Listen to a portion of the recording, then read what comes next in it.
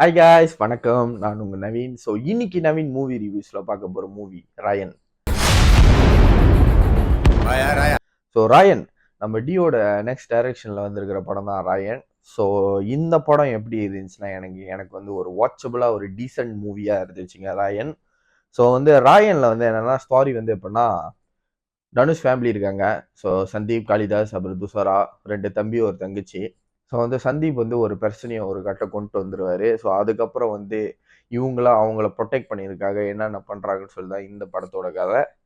So வந்து இந்த படத்தோட கதை வந்து ரொம்ப பழைய பழைய டெம்ப்ளேட்ங்க.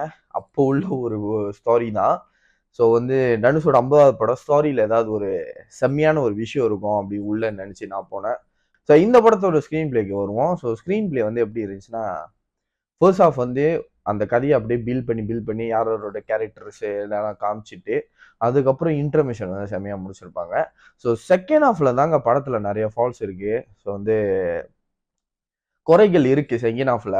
பட் எப்படி சொல்றது, குறைகளை வந்து ஃபைட் சீனு, அப்புறம் இந்த மாதிரியான கொஞ்சம் கொஞ்சம் நல்ல நல்ல சீனு, அந்த ஹாஸ்பிட்டலில் வர ஃபைட் சீனு, துஷாரா பண்ற சம்பவங்கள் எல்லாமே வந்து கொஞ்சம் பார்க்குற மாதிரி நல்லா இருக்கிறதுனால ஸோ வந்து அந்த குறைகள் தெரியல படத்துல உள்ள. ஸோ அதுதான் ராயன் வந்து எப்படின்னா, ஸ்க்ரீன் பிளேல நிறைய விஷயங்கள் உள்ள பண்ணியிருக்கலாம். இந்த மாதிரியான ஒரு நார்மல் ஸ்டோரியை எடுத்துட்டு நிறைய ரைட்டிங்ல கொடுத்துருக்கலாம் அப்படின்னு சொல்லி நான் ஃபீல் பண்றேன். இதுல என்ன ஒரு பிளஸான விஷயம்னா, எல்லாத்தோட கேரக்டரும் தனுஷ் ஒரு டைரக்டரா எல்லாத்தையும் நல்லா வேலை வாங்கியிருக்காரு. உண்மையில எல்லாத்தோட கேரக்டரையும் நல்லா ரைட் பண்ணியிருக்காரு. ஸோ அதுக்காக வந்து இது டைரக்ஷனுக்காக டியை நம்ம பாராட்டலாம். உண்மையிலே நல்லா பண்ணியிருந்தாரு அந்த டைரக்ஷன் ஒர்க்கு. அந்த ஃபைட் சீனாவும் சரி, அந்த ஒரு படமே வந்து அந்த ராயன்ற ஒரு வேர்ல்டுக்குள்ள அவங்க கூட்டு போறது வந்து உண்மையிலே அது பக்காவா அமைஞ்சிருக்கு.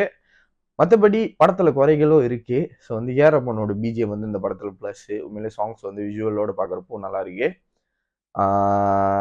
டியா வந்து ஒரு டைரக்டரா நல்லா பண்ணியிருந்தாரு, ஆக்டராகவும் நல்லா பண்ணியிருந்தாரு.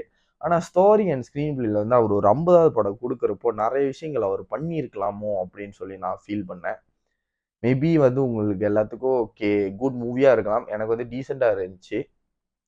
அதுக்கும் கீழே போகலாம். ஏன்னா நிறைய உள்ளுக்கு குறைகள் இருக்குங்க.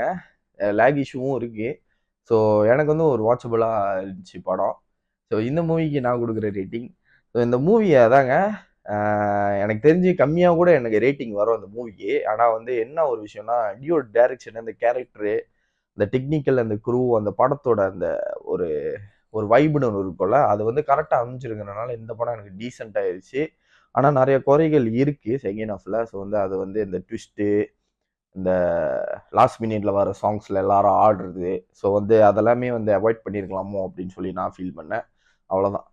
மீண்டும் ஒரு வீடியோவில் சந்திக்கிறேன். மறக்காம வீடியோ லைக் பண்ணுங்க, ஷேர் பண்ணுங்க, அப்புறம் சேனலை சப்ஸ்கிரைப் பண்ண வந்துடுங்க. நன்றி, வணக்கம்.